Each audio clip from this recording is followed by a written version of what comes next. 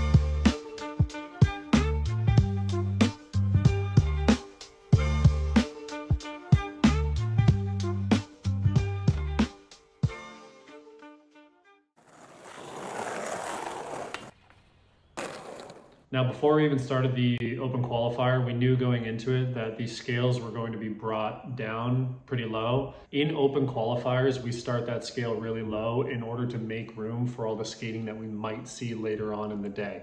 It's a hypothetical insurance policy. When we move into semifinals and finals, you're not going to see that. We're going to give you the exact total amount that we think your run is worth. That's because we don't want to shortchange you going into the single trick section. If we space you 3 points apart from somebody else to make room, then we're giving you a 3-point deficit moving into the single trick section. So that's not something that I allow, and it's not something that the judges are going to do. But on open qualifier, for sure, we need to make room for you guys. It's better for you so that you get the right spot, and it's better for us so that we can manage that amount of skaters on the field.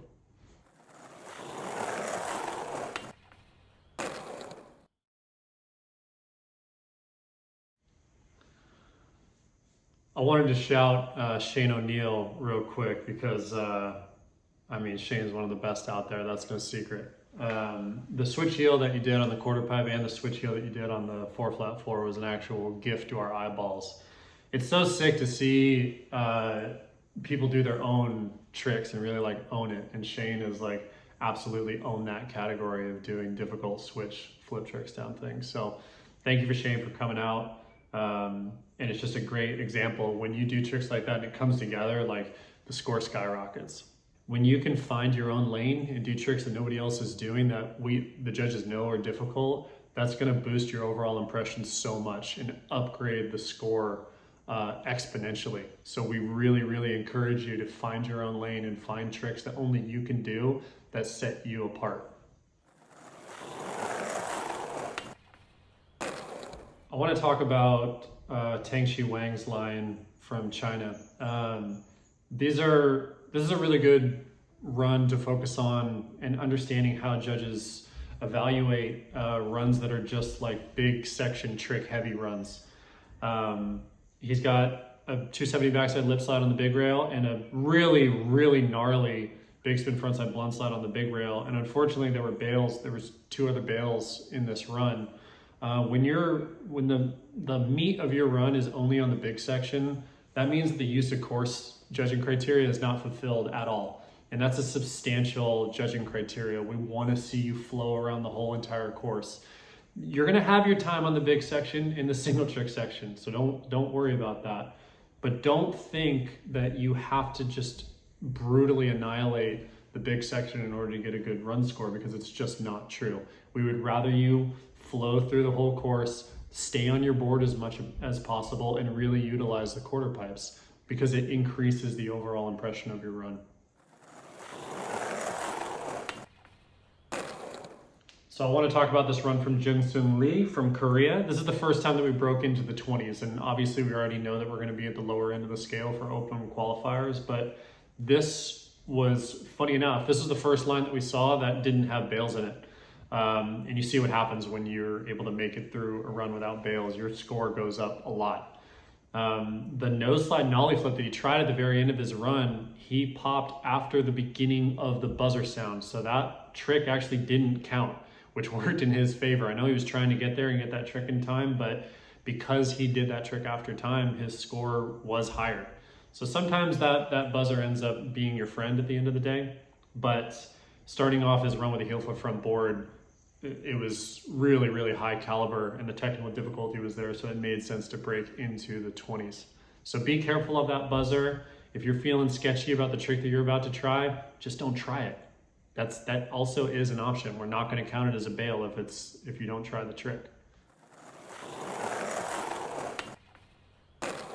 As an addition to that, be very careful about the flat ground tricks that you try. If you're just trying to like throw stuff into your run, especially if you think like, oh, I just need to do a flip trick and I'll just do one on this bump to flat.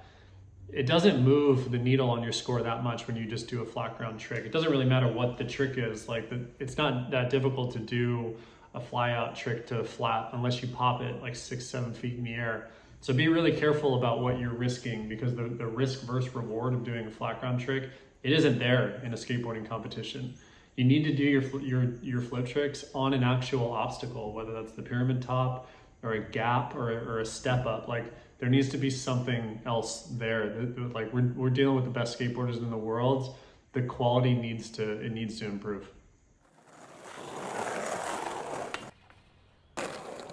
So moving into the next point bracket, into the 30s, we have Simon Gerber's run. It's a great run. It's a fully landed run. This is a fully realized run without bails. He uses the course really well. Starting off with a hurricane grind is super cool, and then ending with a frontside flip on the 4 flat 4, which the judges always love to reward. And just so that you understand how skateboarding judging works, when we jump up into the next point category, especially when we're in open qualifier, we're gonna leave a little bit of room. We went from 28 up to 32. We're never just gonna go straight to a flat 30 and not give the judges a little bit of breathing room in case there are like-minded runs like Simon's. Then we need to put them in the 30s as well. So that's an example of how we face this situation when we jump up into the next point category. We're gonna leave a little bit of breathing room in order to slot like-minded runs.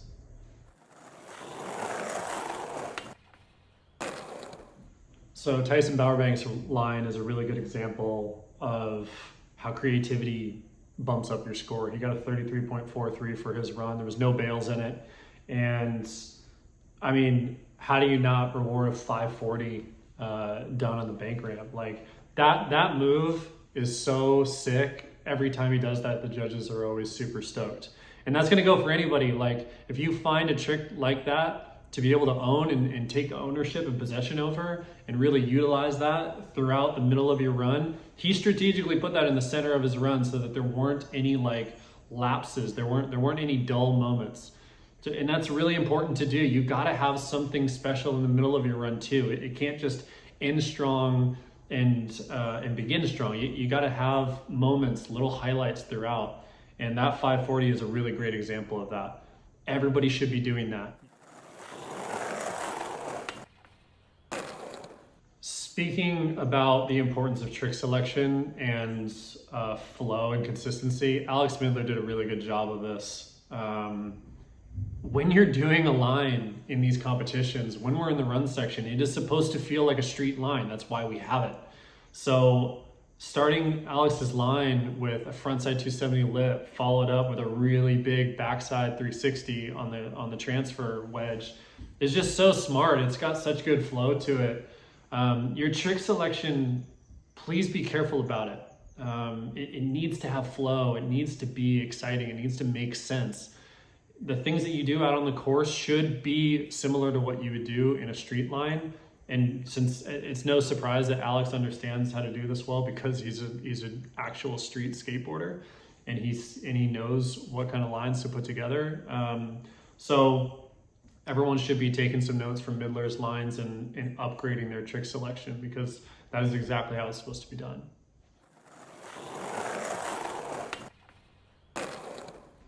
Okay, Yukito Aoki, holy cow. This dude is so good. The things that come to mind whenever we see a line from Yukito Aoki is style and technical difficulty. This run is dripping with style. He does his tricks so cool. And the crooked grind nollie heel flip in the middle of the run, the technical difficulty is undeniable. So make sure that you are focusing on your style. And if it's something you need to work on, like work on it. Make your tricks look good, clean it up, land with speed, grind the whole obstacle. Like it really moves the needle on your score more than you would think. Skateboarding isn't basketball, it's not hockey. You don't just make points for scoring a goal. The way that you do your tricks and the feelings that you bring up in people is what makes skateboarding different.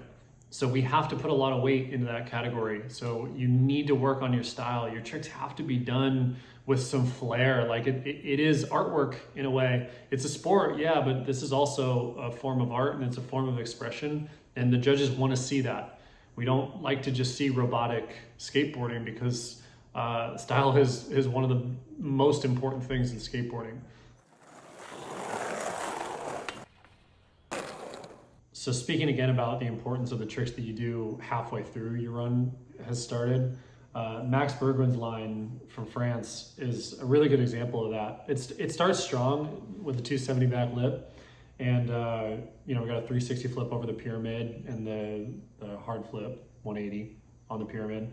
Those are all good tricks he learned, but it wasn't until he did the crooked grind nollie flip on the step up bar that everything, the whole caliber upgraded, and the overall impression just shot up.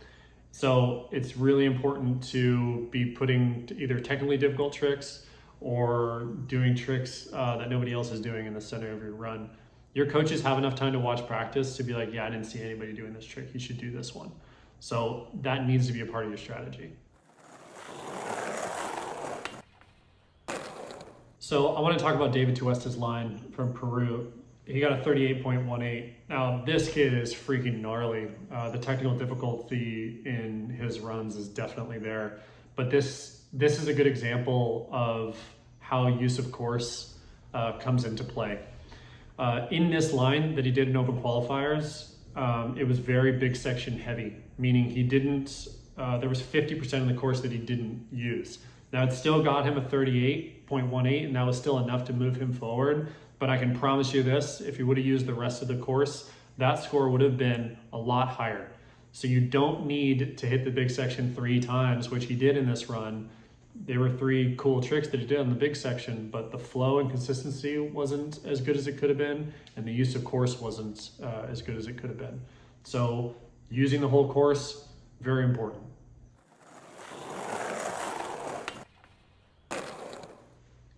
Jumping up into the 40s, we have Greg Rodriguez's run from Mexico, and it makes a lot of sense why this one jumped up into the 40s. A fully landed run, he used the course well, the technical difficulty is there, and ending the run with a hard flip front board is obviously a really difficult and technically advanced move. So it made a lot of sense to jump up to 41.11.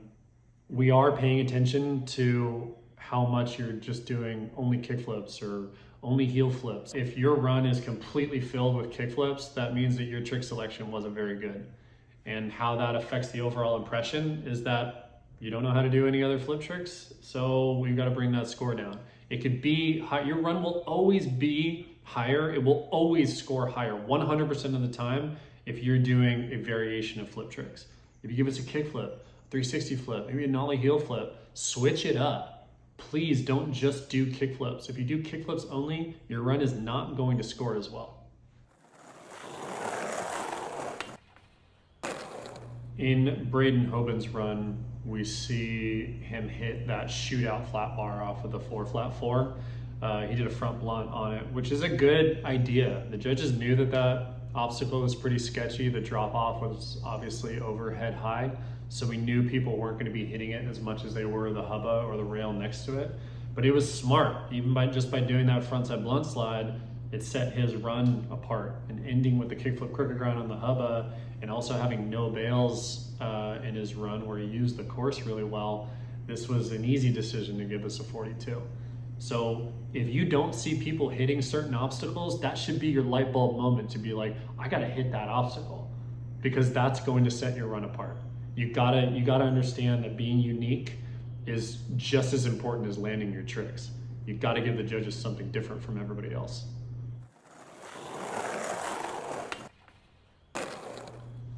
Just like Braden Hoban, Rome Collier from Australia, he utilized that technique of hitting obstacles that people weren't hitting to his advantage so well, with doing that backside 180 nose grind back to straight on the shootout flat bar on the 4 flat 4. That's such a gnarly trick to do.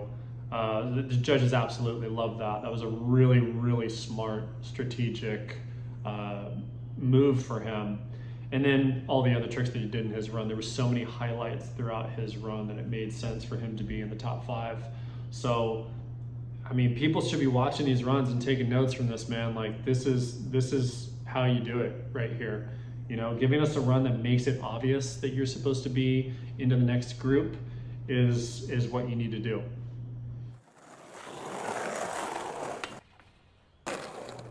The highest scoring run from Open Qualifier was Judy Kang. And I want you to understand that it scored the highest because it had every single piece of the judging criteria checked off. This wasn't too heavy in any one direction. It gave us a good mix of everything. Used the course really well. His big section tricks that he did were difficult. There was technical difficulty in the middle of the run with the crooked grind nollie heel flip. And I'll tell you this right now, the switch frontside 360 that he did from the wedge to bank was one of the raddest tricks that we saw in the entire competition. And that seems pretty wild considering that was in the middle of his run. But that is how important your middle section tricks are, because it upgrades everything around it. If you do boring or not that technically difficult tricks or not exciting tricks and you're just checking boxes off like everybody else is doing that, then it's not going to score that well. But that switch frontside 360 that he did, it was like 6 feet tall, it was boned out, landed with speed, it was absolute perfection. So understand that your run will always score higher if you give us a mix of every judging criteria, and it's not just super heavy in one of them. We are focusing on the judging criteria. So everybody out there, whether you're a skater or you're a coach, you should be focusing on it as well.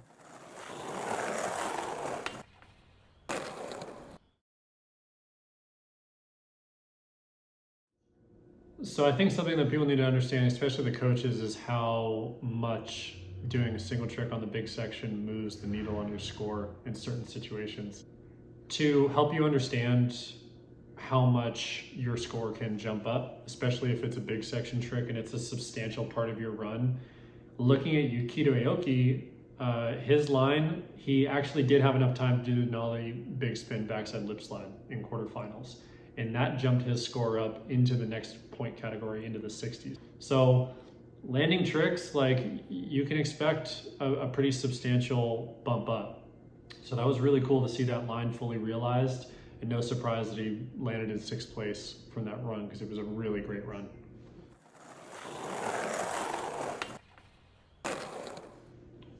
I want to speak about Kairi Natsuke a little bit, because I remember when Kairi first showed up to a World Skate competition. It was in Rome, and that boy heel flipped absolutely everything on the course. I mean, it was like heel flip after heel flip. Everything was like a backside heel flip front board.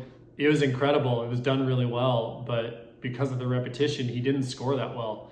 And this speaks to the consistency of skateboard judging. Like, we care so deeply about being consistent and trying to send consistent messaging. The more variety you have in your run, the better you're going to do. We've said it for years, and I personally have said this multiple times, whether at athletes rider meetings or these video recaps. So it should come as no surprise that now Kairi is podiuming almost every single competition because he's got variety. He's giving us crooked grind nollie flips, 360 flip variation tricks, like backside 180 late shove it. There's so much trick selection and variety there. The judges love it. We have to reward it. There's nothing that we can say in that moment to deduct score from his total. There just isn't. So Kairi Natsuke is a very, very good example as to what happens when you give the judges a variety of tricks.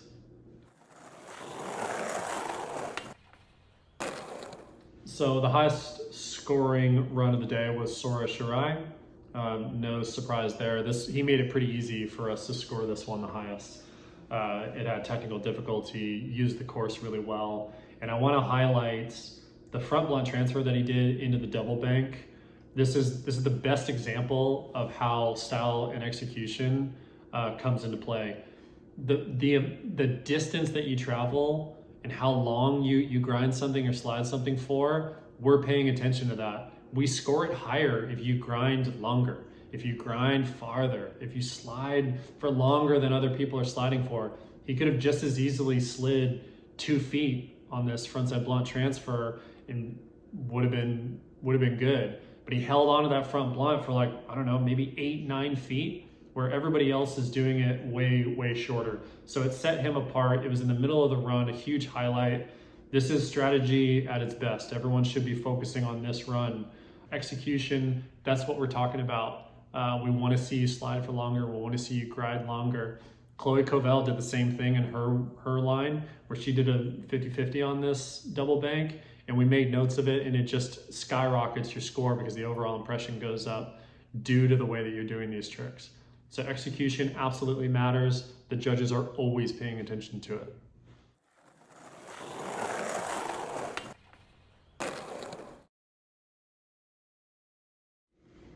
Okay, moving into the semifinal round. This is when everything changes. This is when the judging style changes a little bit, and this is also when your strategy changes because we now have single tricks in the mix. We are in a new format now. Before the previous format for Paris, you had 5 attempts to land a single trick. Now you only have 3, so the strategy completely changes. With this new judging format, it's just as important to have a good run score as it is to have a good single trick strategy. You gotta have a great run score, and you gotta have one really solid single trick in order to get a good score. Moving into semifinals, how the scoring system changes is that we're not scoring to slot you anymore. We don't make room in the scale anymore because every single 1/10 of a point matters. We're gonna give you absolutely the full points that you should be awarded.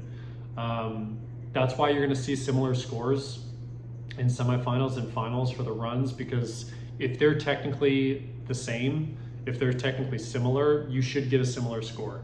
Then it's just gonna come down to a dogfight in the single trick section. Similar runs shouldn't have a 4 or a 5 point gap in between them, because that gives one skater a 4 or a 5 point deficit that they need to make up for moving into the single trick section. Which I don't think is fair. So when it comes to semifinal and final runs, expect to see very similar scores for like-minded runs. Starting with Jake Alardi's run, this is the run that he was doing in quarterfinal to get him into semifinals. And that last trick, if he would have landed that, this would have been right up in the mix in the 70s with the rest of the riders from this round. Unfortunately, Bales, when you get to semifinals, you really see the difference in scoring, and we have to take that into consideration a lot. Scoring runs with Bales compared to runs that don't have them, it's so tough to try and justify putting those in the same category when nobody else is bailing. So it's a phenomenal run. Unfortunately, he just didn't land that trick, and that kept him down in the 50s. Down to the last trick again. Come on, Jake. 5 seconds on the clock. Coming in. Fakey. Oh, way. Locking into it. Speaking to Christopher Kroon's line, I will tell you this. With a run that's technically this good, getting the 65 that it did, I can just guarantee you without a shadow of a doubt that this would have been in the 70s if we would have had more flip tricks in it. We do nitpick so much especially when we get into semifinal and final rounds, with these runs. I remember all of the notes saying that there was only one flip trick in this run, which there was. The kickflip front board was the only flip trick in it. Technical difficulty comes into play definitely, because when everybody else is doing like 4 or 5 different variations of flip tricks, and in this line we only see the kickflip frontside board slide, that becomes a talking point. And unfortunately, that's what kept this this run out of the 70s, is because there was only one flip trick there. So if you want a higher score, you got to flip your board more.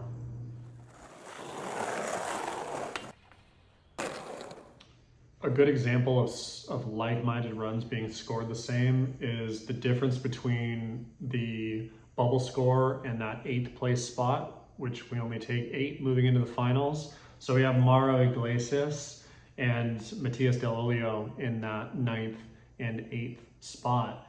And Mauro's run actually did score a little bit higher than Matias's run. Matias was able to come in the single trick section and score a little bit higher than Mauro, but trick selection is incredibly important, and these 2 runs had very similar levels of technical difficulty in the spacing of where those tricks were in the run. So we knew that these tricks were going to be, that these runs were going to be close, and that's exactly why we scored them as close as we did.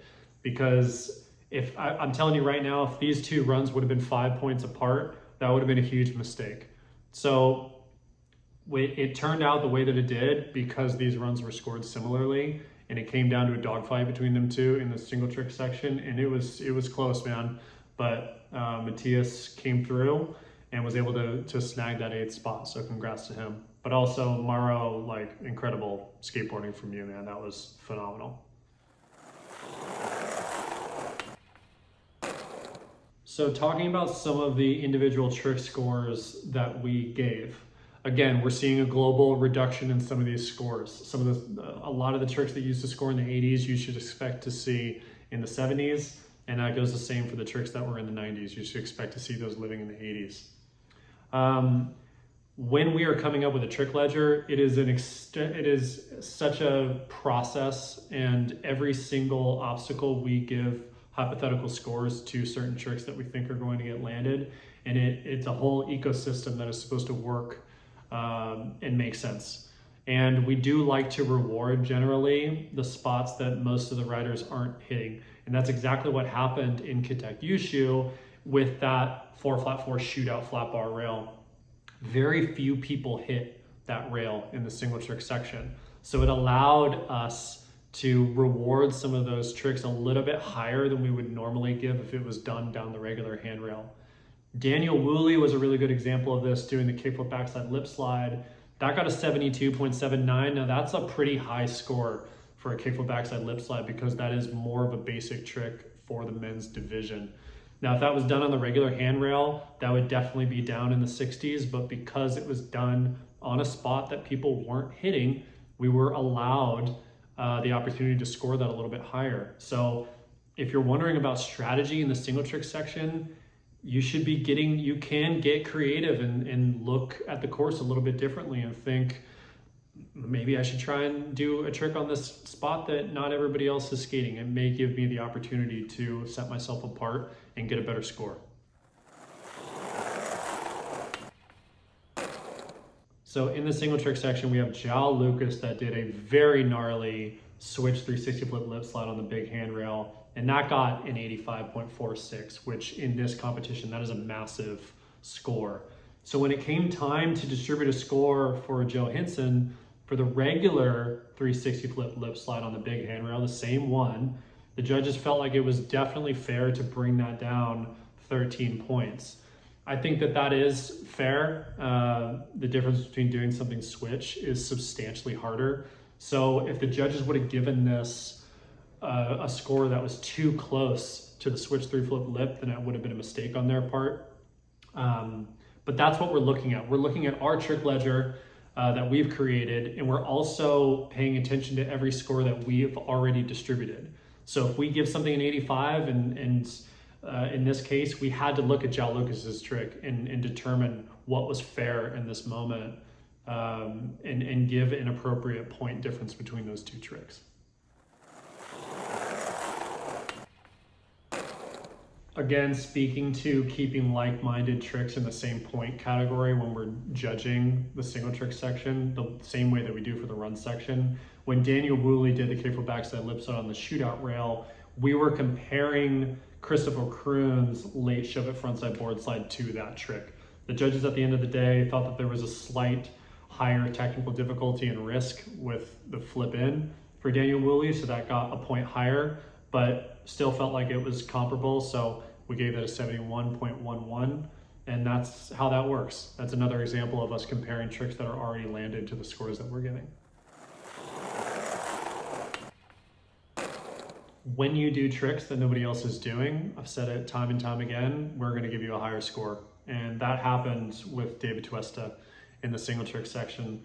This nollie flip backside lip slide is such a cool trick. It makes me think of like Greco doing it down the Wilshire 9. Like it's such a stylish trick, and we wanted to make sure that this was rewarded appropriately. So we gave this an 84.82.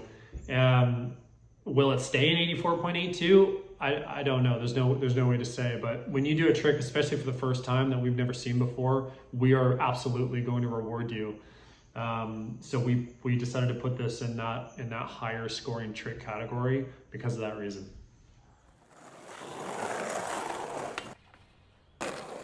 In the single trick section, the same exact trick can get a different score based off of style and execution. The way that you do these tricks means everything. So if you land your trick a little bit cleaner, maybe with a little bit more speed, or you slide or you grind longer than the next guy that did it, we have to make sure that you get more points for it because that's fair. So that happened between Wallace Gabriel and David Tuesta. They both did nollie backside flip lip slides on the big handrail, and Wallace got 85.08, slightly more than what David Tuesta got, the 84.82, because the judges thought that the style and execution was a little bit better. So very, very important to remember in the single trick section, the way that you do your trick really, really matters. So I want to give a shout to Yukito's nollie big spin heel flip backside lip slide on the big handrail, 87.07.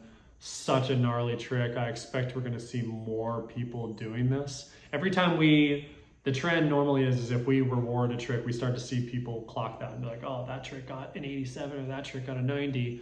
I'm going to start learning that. And I hope that that's the case with this trick, to be honest, because it's such a gnarly trick and it will consistently get rewarded as we go through the season.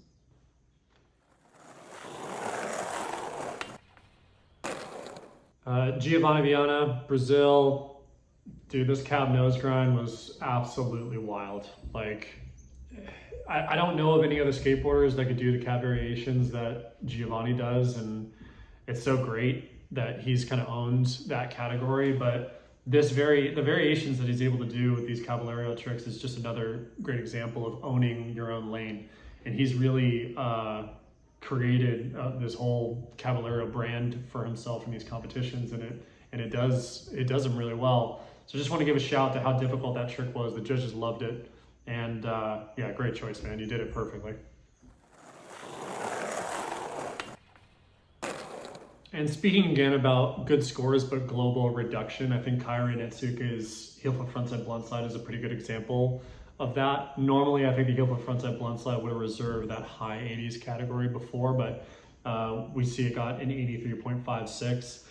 Still a great score. Anything in the 80s, in my opinion, for this competition means you did a great job, and your trick is incredibly tough. So still gave that a really good score, but that's another one of those like global reductions that we can expect to see moving forward. The biggest difference that I think you're going to see is that the tricks that have just a hard in are going to get scored less than tricks that have a hard in plus a hard out. I mean specifically the difference between that heel flip frontside blunt slide and Sora Shirai's cab backtail big spin out of the big hubba, that got an 89.06. What's the difference there? Sora's has a hard in and a hard out, as opposed to a hard in So we have to reward the tricks that have extra risk, and that's the way that they're going to populate. That's just the way that we're going to see it. If you do a hard in and a hard out, most of the time, you're going to be in a much better spot than the tricks that just have a hard in or just have a hard out.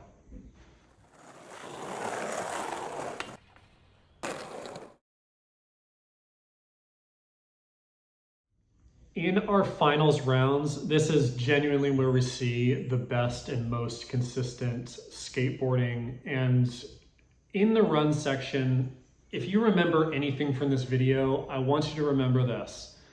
Runs in this competition are supposed to emulate the same rules that are applied to filming a run in the streets. And that genuinely is so important for you to remember, that if you're running and jumping off of your board and running around the course trying to hit spots, that would never make it in a street video part. It just wouldn't make the cut. This is a street skateboarding competition. This is not track and field. Me and the rest of the judges don't want to see you jumping off your board and running all over the skate park. We want to see you stay on your board as long as possible. That's why the quarter pipes are there, to keep your speed and to keep your run and your flow going. So if you want a better score, you'll notice that everybody that's on the podium only gets off of their board one time to set up for a really gnarly big section trick. That's what you should be focusing on. Stay on your board longer, get a higher score. It is that simple.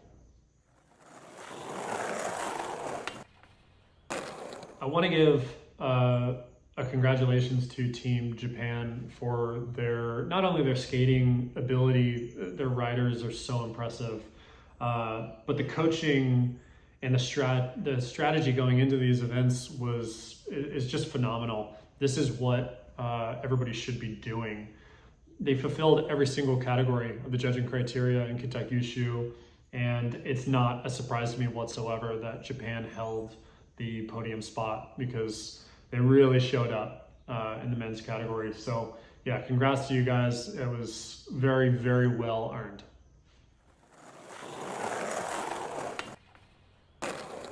When it comes to scoring in the final section compared to the semifinal rounds, we have also written out what you did in the semifinal round. So we know that you're going off of those scores, and we have to stay honest and go off of those scores as well. So when David Tuesta did the nollie backside flip lip slide again on the big handrail in finals, this got an 84.92 in finals. It got an 84.82 in semifinals. It got a little bit higher in finals because the judges thought it was slightly done a little bit better. So we are always going off of what we gave you in semifinals. Don't think that number just disappears and vanishes, because we know that the skaters and the coaches are going off of those scores.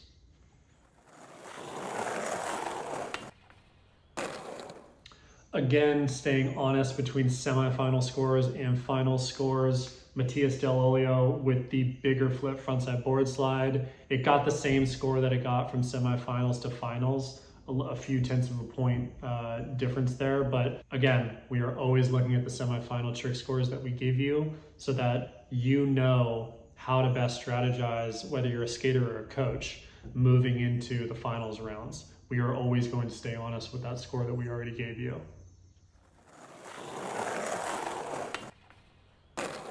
I think Kitakyushu was a great example of showing the overall trend of what we're going to be seeing as far as what constitutes as a 90s score. 90s moving forward will only be reserved for the most special tricks. And there will be competitions where we don't see anybody in the 90s. We only saw 2 tricks make it into the 90s in this competition, and I think that that was fair. I think that the tricks that did make it in the 90s were supposed to be there, and it didn't make sense compared to the other scores that we gave to give them anything less. And I want to give a shout out to Matthias Del Olio for making it into the 90s with the half cab nose slide, nollie 270 heel flip out. I mean, my God, you can't do it any better than the way that he did it. To roll away from that trick, I mean, with the speed that he rolled away, was wild. That was one of the raddest tricks I've ever seen at a competition. So I really want to tip my hat to Matthias for this, because it was so sick. And it felt good to put this trick up into the 90s. So congrats, Matthias.